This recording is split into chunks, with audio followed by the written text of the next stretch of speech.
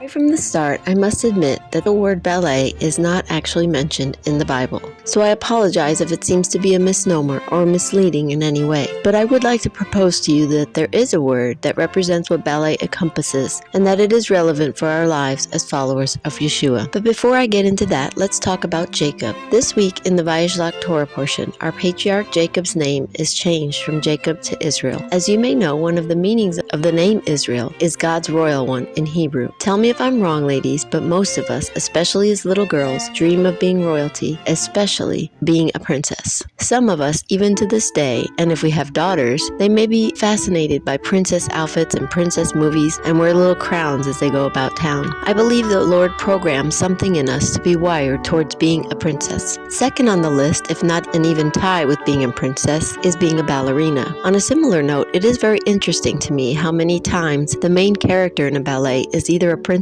or becomes a princess. So the two terms, princess and ballerina, seem to be intertwined somehow.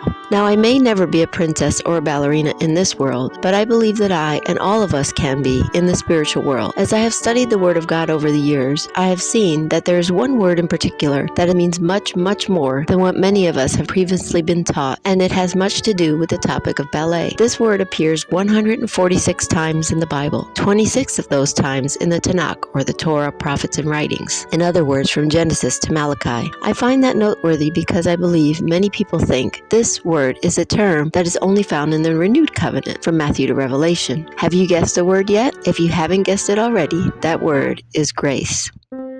When we think of the word graceful, many times the image that pops in our heads is the image of a ballerina. When we imagine a ballerina moving with grace, it seems to be something almost supernatural. Grace has been oftentimes used to mean something like forgiveness or mercy, and I do believe that forgiveness and mercy are definitely a part of grace. But by using grace to be synonymous with those two traits alone, I believe that it weakens the concrete, tangible, and Hebraic type of thought process behind the message of grace. So let's focus on ballet for a little while, and some of the qualities of ballerinas in particular, in no particular order. One of the first qualities of ballerina that we can discuss is her willingness to learn.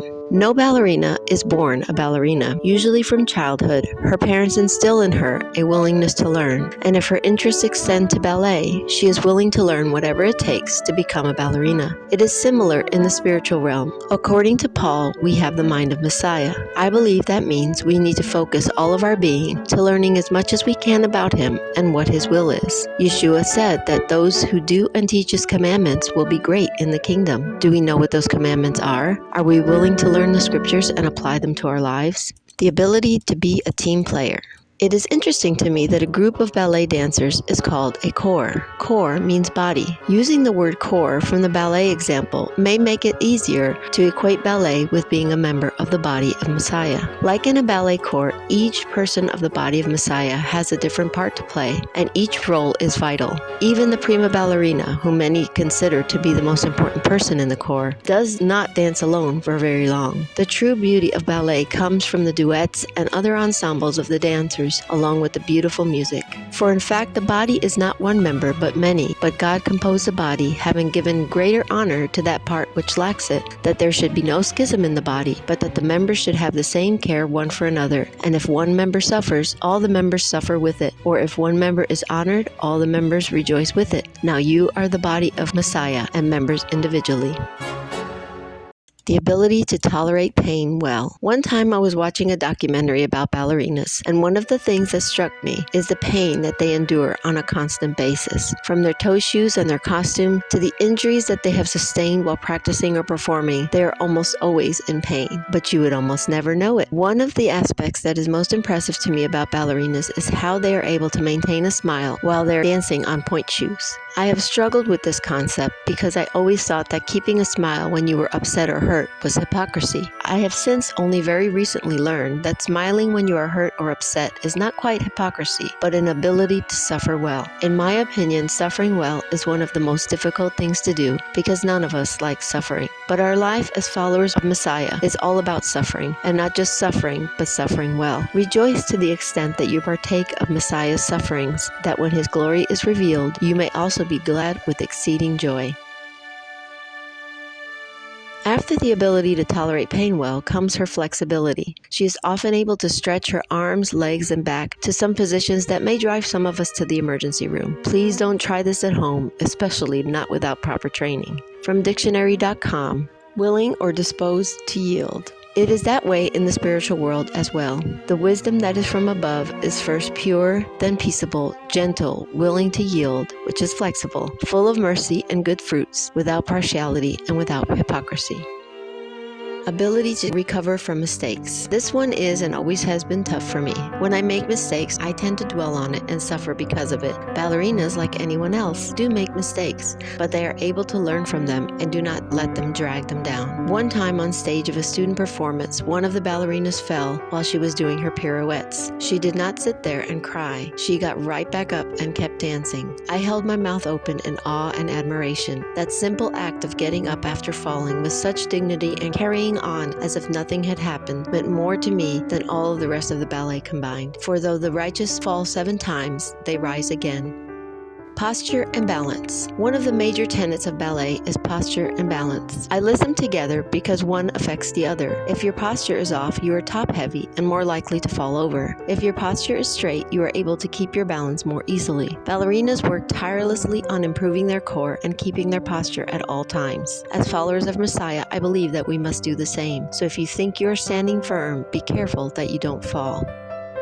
Persistence and perseverance. Another aspect of ballet that is so amazing but is kept behind the scenes is their persistence and perseverance. Inherently, a ballerina will keep trying to accomplish something, even if it's difficult. She will not quit even when things are hard, when she is discouraged, or when situations are not ideal. This brings up our ministry verse. Let us not become weary in doing good, for at the proper time we will reap a harvest if we do not give up.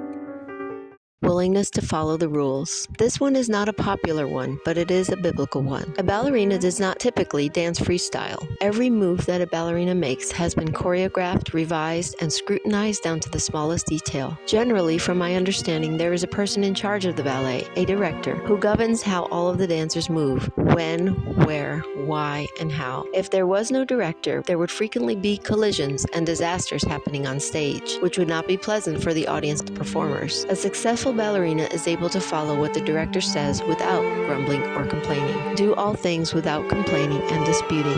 In our culture, authority, especially submitting to authority, has sadly gotten a very bad rap. But as believers and followers of Yeshua, it is imperative that we submit to authority. Submission is falling in line like a soldier in military formation. Submission to authority is the only way that things can run smoothly and things maintain order. Let everything be done decently and in order. I have seen in some documentaries some ballet directors that have been downright mean to the dancers. But a good ballerina is able to look past how the director is acting through to what he or she is trying to say so that she can accomplish the task at hand. Even our Lord Yeshua submitted to authority, even cruel and unreasonable authority, because it was pleasing to the Father. Servants, be submissive to your masters with all fear, not only to the good and gentle, but also to the harsh. For this is commendable, if because of conscience toward God, one endures grief, suffering wrongfully. For what credit is it if when you are beaten for your faults, you take it patiently? But when you do good and suffer, if you take it patiently, this is commendable before God. For to this you were called, because Messiah also suffered for us, leaving us an example that you should follow his steps.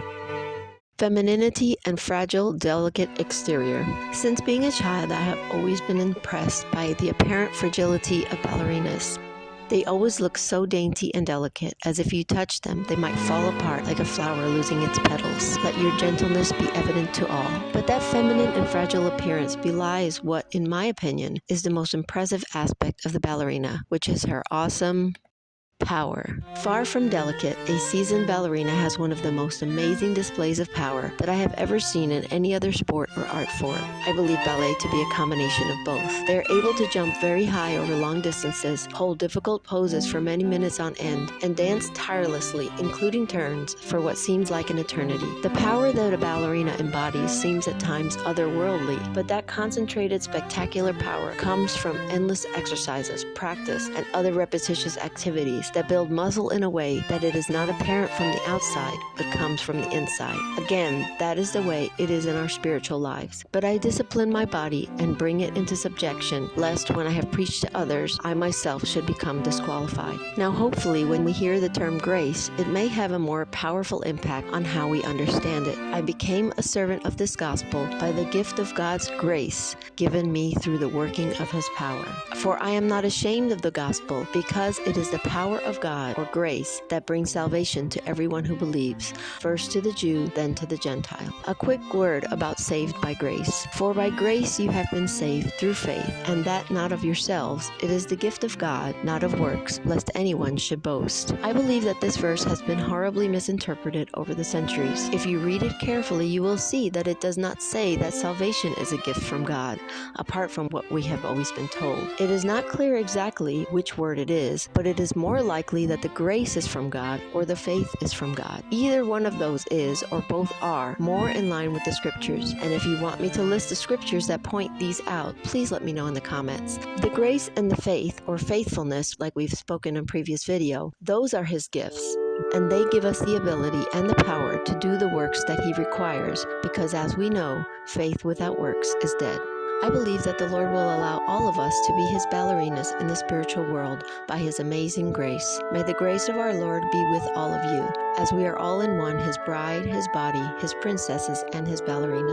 I thank the Lord for his love and the opportunity to share this with you. May your Vayishlakh Torah portion Shabbat be blessed and wonderful, and may the Lord richly bless all of you and your families.